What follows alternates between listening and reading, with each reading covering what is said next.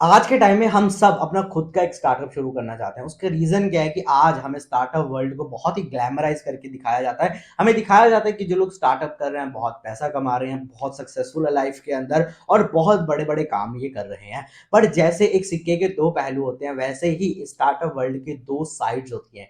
एक होती है ब्राइट साइड, जो आपको दिखाई जाती है, जो आप हमेशा देखते हो और उससे इंप्रेस होते हो, और इससे एक बिल्कुल ऑपोजिट साइड होती है डार्क साइड, जो आपसे छुपाई जाती है, जो आपको नहीं दिखाई जाती। आज की इस पूरी वीडियो के अंदर मैं आपको उसी स्टार्टअप वर्ल्ड के एक डार्क साइड के साथ इंट्रोड्यूस करने वाला हूं कि आखिरकार ये स्टार्टअप जो है ये काम कैसे करते हैं। यहाँ पे जो लोग इन्वेस्ट करते हैं वो कैसे पैसा कमाते हैं। कंपनी हर क्वार्टर और क्वार्टर लॉस बुक करती है, तो भी इनके जो फाउंडर्स है और इन्वेस्टर्स है वो करोड़ों रुपए कमाते हैं, और आखिर में कैसे ये स्टार्टअप वर्ल्ड के अंदर अमीर और अमीर बनते हैं और गरीब बनते हैं। इस पूरी वीडियो के अंदर हम एक कंपनी की केस स्टडी लेके ये पूरी चीजों को डिस्कस करेंगे, और सबसे बड़ी बात यहाँ पे आपको डिटेल के अंदर मैं समझाने वाला हूं एक dark side of the startup world. तो अपने कुर्सी की पेटी बांध लो, because we are going to do a deep dive into the startup world. यहाँ पे एक एडवेंचरस जर्नी पे आपको मैं लेके जाने वाला हूं, जहां पे हम एक एक चीज को बहुत ही डिटेल में समझने वाले हैं, ताकि आप भी इस स्टार्टअप वर्ल्ड की डार्क साइड को समझ लो और लोगों से आगे बढ़ जाओ। तो एक बहुत ही फेमस कंपनी मामाअर्थ, उनकी parent company Honasa private limited अपना आईपीओ लेके आ रही है। अब ये आईपीओ होता क्या है? आईपीओ का फुल फॉर्म होता है इनिशियल पब्लिक ऑफरिंग। तो जब कोई भी कंपनी स्टॉक मार्केट पे लिस्ट होने चाहती है, तो वहां पे वो स्टार्टिंग में कुछ शेयर्स को मार्केट के अंदर इन्वेस्टर्स को ऑफर करती है कि आप हमारे स्टॉक के अंदर या इन्वेस्ट हमारे कंपनी के अंदर पहले इन्वेस्ट कर दो। वहां पे होता क्या है, जब कंपनी, जो लोगों को इन कंपनी के ऊपर ट्रस्ट होता है या जो लोग इन कंपनी के फ्यूचर के ऊपर ट्रस्ट करते हैं, वो इन्वेस्ट करते हैं, और जब ये कंपनी स्टॉक मार्केट पे लिस्ट होती है तो वहां पे उनको लिस्टिंग गेन्स मिलते हैं और उनका फायदा होता है। अब यहाँ पे मामाअर्थ का जो आईपीओ आ रहा है उस पर हम थोड़ी सी नजर मार लेते हैं। तो जो मामाअर्थ का आईपीओ है उसकी जो ओपनिंग डेट है वो 31 अक्टूबर है, एंड जो उसकी क्लोजिंग डेट है वो 2 नवंबर है। तो मतलब जो भी लोग इन्वेस्ट करना चाहते हैं वो अपना 31 अक्टूबर से लेके 2 नवंबर तक इस आईपीओ के अंदर इन्वेस्ट करना चाहते हैं। इस पूरे आईपीओ से कंपनी 1701 करोड़ रुपया मार्केट से रेज करना चाहती है at the valuation of 10,000 crore. और यहाँ पे थोड़ा सा मुझे डाउट कहां पे लगा, जो कि आपके साथ शेयर करता हूं। कंपनी मार्केट से 1700 करोड़ तो रेज करना चाहती है, बट उसमें से सिर्फ और सिर्फ जो 365 करोड़ है वही कंपनी की ग्रोथ के अंदर या वही कंपनी के अंदर जाएंगे। बाकी के जो बच्चे उस सारे पैसे हैं वो उसके प्री जो इन्वेस्टर्स हैं जिन्होंने स्टार्टिंग में कंपनी में इन्वेस्ट किया था और उनकी फाउंडर्स की जेब में जाते हैं। इस पूरे टॉपिक को लेके मैं थोड़ा सा एंड में भी आपसे बात करूंगा कि कैसे यहाँ पे अमीर और अमीर बनने वाले हैं और गरीब बनने वाले हैं। पूरा हम डिस्कस में समझने वाले हैं। अब आईपीओ तो बहुत सारी कंपनीज के आते हैं, बट हम आज इस कंपनी के आईपीओ के ऊपर वीडियो क्यों बना रहे हैं मैं आपको बताता हूँ। देखिए, कोई भी बंदा जब स्टार्टअप करता है तो उसमें उसका मेन गोल होता है एक प्रॉब्लम को सॉल्व करना। अब आप बोलोगे सर, हाँ, मामाअर्थ भी तो बहुत बड़ी प्रॉब्लम को सॉल्व कर रही है कि बहुत सारे फॉरेन ब्रांड्स इंडिया के अंदर अपने प्रोडक्ट्स दे रही है जिसके अंदर बहुत ही chemical causing, cancer causing agents हैं, जो कि अपनी स्किन के लिए बिल्कुल भी सही नहीं है। तो मामाअर्थ उनको रिप्लेस कर रही है, हमें अच्छे और बहुत ही बढ़िया प्रोडक्ट्स जो कि नेचर फ्रेंडली है वो हमें ऑफर कर रही है। बिल्कुल सही, ये बिल्कुल सही बात है। बट यहाँ पे प्रॉब्लम जो है वो तीन मेन प्रॉब्लम्स है। देखिए, अगर कोई भी इंसान स्टार्टअप शुरू करता है तो उसका जो मेन प्रोडक्ट होता है वही उस स्टार्टअप की एक कोर स्ट्रेंथ होती है। बिकॉज अगर किसी ने वो स्टार्टअप का एक प्रोडक्ट है उसको ही कॉपी कर लिया तो वो एग्जैक्टली उस पूरे स्टार्टअप को ही कॉपी करके उसका कंपटीशन बन सकता है। तो यहाँ पे कुछ लूप होल्स हैं या यहाँ पे कुछ कमियां हैं इस कंपनी के अंदर। यहाँ पे जो कंपनी है उन्होंने एक रिपोर्ट पब्लिश की है, ठीक है, डीएचआरएफ रिपोर्ट है, उसका लिंक आपको डिस्क्रिप्शन में मिल जाएगा। वहां पे उन्होंने, कंपनी ने अपनी क्लियरली लिखा हुआ है कि हमारे जितने भी प्रोडक्ट्स हैं उनका हमारे पास कोई भी पेटेंट नहीं है। तो यहाँ पे पहली प्रॉब्लम क्या है कि कोई भी इंसान, पेटेंट होता क्या है, मान लीजिए मेरा एक प्रोडक्ट है तो मेरे पास अगर उसका पेटेंट होगा तो कोई भी इंसान उस प्रोडक्ट को मार्केट में सेल नहीं कर सकता विदाउट माय परमिशन। बट यहाँ पे मामाअर्थ के साथ प्रॉब्लम क्या है कि उनके पास कोई भी उनके प्रोडक्ट का पेटेंट नहीं है। तो मतलब आप या मैं, कोई भी इनके प्रोडक्ट्स को कॉपी करके ये बिजनेस कर सकता है। अब आप बोलोगे सर कोई बात नहीं, अगर पेटेंट नहीं है तो हो सकता है इनकी मैन्युफैक्चरिंग बहुत स्ट्रांग हो कि जैसे ये प्रोडक्ट बनाते हैं कोई बना ही ना पाए, तो ऐसा भी बिल्कुल नहीं है। कंपनी ने अपनी रिपोर्ट के अंदर क्लियरली लिखा हुआ है कि इनकी खुद की कोई मैन्युफैक्चरिंग नहीं है। ये एक थर्ड पार्टी एग्रीगेटर से इन्होंने टाई अप किया हुआ है, जहां पे वो एग्रीगेटर इनके बिहाफ पे प्रोडक्ट बनाता है और ये सिर्फ अपना ब्रांड नेम लगा के इसको आगे सेल करते हैं। अब यहाँ पे एक और प्रॉब्लम क्या है कि वहां पे इन्होंने क्लियरली ये भी लिखा है कि जिस एग्रीगेटर से ये प्रोडक्ट्स लेते हैं वो एग्रीगेटर किसी और को भी ये सिमिलर प्रोडक्ट्स दे सकता है। तो मान लीजिए आप कल एक कंपनी शुरू करना चाहते हो मामाअर्थ जैसी, तो आप वो सेम एग्रीगेटर्स पे पास जाके आप उनको बोल सकते हो कि भाई मुझे ये सेम प्रोडक्ट्स दे दो और आप उनका कॉम्पिटिशन बन सकते हो। तो ये एक बिजनेस के लिए बिल्कुल अच्छी बात नहीं होती कि उनका जो कॉम्पिटिशन है वो बनना बड़ा आसान है। तो अब मामाअर्थ इतनी बड़ी कंपनी बनी कैसे? कैसे ये अपना आईपीओ लेके आ रही है? कैसे ये हर महीने इतनी सेल्स कर रही है? इसके अंदर मेन इनका जो फंडामेंटल है वो है मार्केटिंग। ये जो पूरी कंपनी है ये मार्केटिंग के दम पे चल रही है। इनका जो रिटर्न ऑन एड स्पेंड है ROAS वो है 2.4 का। कंपनी ने टोटल 298 इन्फ्लुएंसर्स के साथ टाई अप किया हुआ है जो कि इनके प्रोडक्ट्स को प्रमोट करते हैं, और बाकी अलग अलग तरीके जैसे फेसबुक, इंस्टाग्राम एड्स और अलग अलग तरीके से ये अपने प्रोडक्ट्स को प्रमोट कर रहे हैं। तो इनका जो पूरा बेस या पूरा जो अपना बिजनेस है वो मार्केटिंग के दम के ऊपर चल रहा है, जो कि एक बिजनेस के लिए बिल्कुल भी सही बात नहीं है।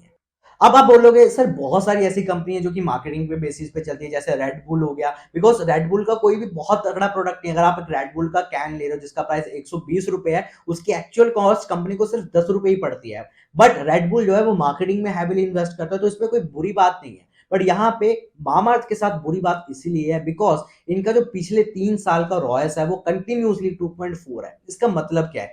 जैसे जैसे कंपनी बड़ी होती है, जैसे जैसे बिजनेस बड़ा होता है, उसका मार्केट के अंदर नाम होता है। तो यहाँ पे जब नाम होता है तो रॉयस जो होता है वो बढ़ता है। ठीक है, बढ़ता मतलब क्या है कि पहले मान लीजिए 1 रुपए का प्रोडक्ट बेचने के लिए कंपनी को 2 रुपए की ऐड करनी पड़ रही है। पर जैसे जैसे वो ब्रांड लोगों के अंदर जाएगा, जैसे जैसे उसके कस्टमर्स बनेंगे, कस्टमर्स को प्रोडक्ट्स अच्छे लगेंगे, तो वो एड स्पेंड जो है वो कम हो जाएगा, रिटर्निंग कस्टमर्स आते हैं। बट मामाअर्थ के साथ ऐसा बिल्कुल नहीं है। ये इसलिए होता है बिकॉज उनके जो प्रोडक्ट्स हैं वो बढ़िया नहीं है। बिकॉज अगर आपका प्रोडक्ट बढ़िया हो तो ऑटोमेटिकली जो कस्टमर है वो दोबारा आपके पास आता है। बट मामाअर्थ के साथ ऐसा बिल्कुल नहीं है। कस्टमर एक बार इनका प्रोडक्ट बाय तो कर लेता है इनकी मार्केटिंग देख के, 2 बार भी बाय कर रहा है, बट वो कभी भी एक लॉन्ग टर्म कस्टमर उनका नहीं बन पाता, क्योंकि इनके प्रोडक्ट्स के अंदर ऐसा कुछ यूनिक नहीं है या ऐसा कुछ बढ़िया नहीं है जिससे लोगों को सच में बहुत फायदा हो रहा है। अब यहाँ पे हम समझते हैं कि अमीर और अमीर कैसे होते हैं और गरीबों की जेब से पैसा निकाला कैसे जाता है। जब मैं ये चीज बना रहा था, इस पे रिसर्च कर रहा था, तो मुझे एक कहावत बिल्कुल फिट बैठ रही है, इसकी टॉपिक उसके सर। अब कैसे, मैं आपको समझाता हूँ। देखिए, यहाँ पे कंपनी जो अपना आईपीओ ला रही है उससे वो मार्केट से 1700 करोड़ रुपया रेज करना चाहती है। उसमें से 365 करोड़ के जो शेयर्स है वो फ्रेश इशू है। मतलब कहने का क्या है कि 365 करोड़ रुपीज ही सिर्फ कंपनी की ग्रोथ में जाएंगे, वो ही सिर्फ कंपनी के पास जाएंगे कंपनी को ग्रो करने के लिए। अब इस आईपीओ में प्रॉब्लम क्या है? जब मैं इस वीडियो पे रिसर्च कर रहा था, यहाँ पे एक कहावत मेरे दिमाग में इंस्टेंट हिट करी, इसकी टॉपिक उसके सर। वो कैसे, मैं आपको समझाता हूँ।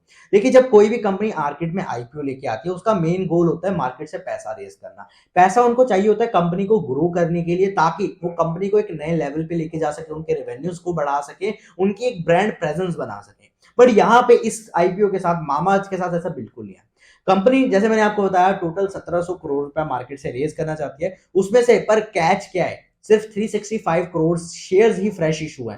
फ्रेश इशू का मतलब क्या है कि सिर्फ 365 करोड़ ही कंपनी के पास जाएंगे, जो कि वो अपनी ग्रोथ के अंदर, मार्केटिंग के अंदर, या अपने जिस भी पर्पस के लिए उन्होंने यूज किया है कंपनी की ग्रोथ के लिए, वो स्पेंड कर सकते हैं। बाकी के जो बचे हुए सारे पैसे हैं, 1335 करोड़, 1700 करोड़ रेज करना चाहती है, 365 करोड़ कंपनी के पास जाएंगे। बाकी के सारे 1335 करोड़ जो जाएंगे वो कंपनी के OFS है, वो मतलब ऑफर फॉर सेल्स। मतलब जो भी कंपनी के पहले के इन्वेस्टर्स हैं वो अपना शेयर सेल कर रहे हैं। अब यहाँ पे सोचने वाली बात क्या है, आप समझो। अगर आप एक कंपनी स्टार्ट कर रहे हो, या अगर आपका एक स्टार्टअप है, और अगर आपको ट्रस्ट है उस स्टार्टअप के अंदर कि वो फ्यूचर में बहुत ज्यादा ग्रो करने वाला है, बहुत ज्यादा पैसे कमाने वाला है और बहुत ज्यादा अर्निंग्स करने वाला है, तो क्या आप उस कंपनी के अंदर अपने शेयर्स को बेचोगे?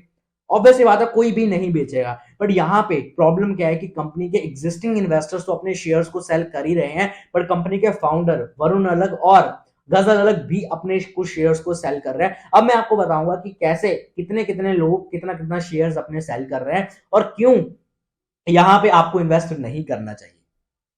अब यहाँ पे आपको मैं समझाता हूँ कि कैसे अमीर और अमीर बनने वाले हैं। तो कंपनी के फाउंडर हैं जो कि वरुण अलग, वो अपने खुद के 31,86,300 शेयर्स सेल कर रहे हैं, जिसकी टोटल वैल्यू बेचने के बाद आएगी 103 करोड़। कहने का मतलब क्या है कि इस आईपीओ के बाद वो 103 करोड़ रुपए के शेयर्स बेचने वाले हैं, इतना पैसा वो कमाने वाले हैं।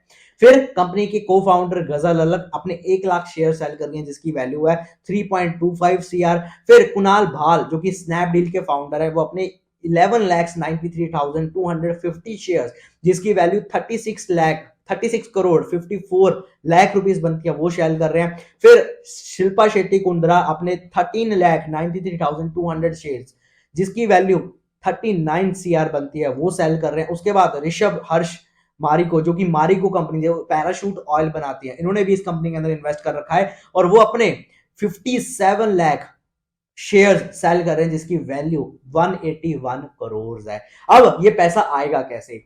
वहां पे आप और मेरे जैसे लोग इनके आईपीओ में इन्वेस्ट करेंगे, वहां पे इनकी कंपनी की वैल्यूएशन बढ़ेगी, ये अपने शेयर्स बेच के साइड हो जाएंगे, इनका तो फायदा हो जाएगा, बट आप इस कंपनी के इन्वेस्टर बन के फंस जाओगे क्योंकि आपका नुकसान होने वाला है। अब यहाँ पे आपके हाथ में आपको इस कंपनी के अंदर इन्वेस्ट करना है नहीं करना, आपके ऊपर क्लियर डिसीजन है। और आपको ये समझ आ गया कि ये एग्जैक्टली स्टार्टअप जो है वो काम कैसे करते हैं, कैसे ये पैसा कमाते हैं। स्टार्टिंग में जिन्होंने यहाँ पे इन्वेस्ट किया था वो एंड में एग्जिट कर रहे हैं, बट यहाँ पे डाउट वाली बात क्या है ना, ये चीज समझिए कि अगर किसी को भी किसी भी इन्वेस्टर्स को किसी भी फाउंडर को अपनी कंपनी में ट्रस्ट होता है, वो अपने खुद के शेयर्स कभी नहीं बेचता क्योंकि उसको पता है इसकी वैल्यू फ्यूचर में होने वाली है। पर यहाँ पे डाउट क्या है कि फाउंडर्स और इन्वेस्टर्स खुद के शेयर्स बेच रहे हैं, तो मतलब उनको कंपनी की ग्रोथ के ऊपर या कंपनी के ऊपर बिल्कुल ट्रस्ट नहीं है। तो यहाँ पे आप खुद समझदार हो, आपको पता है कि आपको इन्वेस्ट करना है नहीं करना।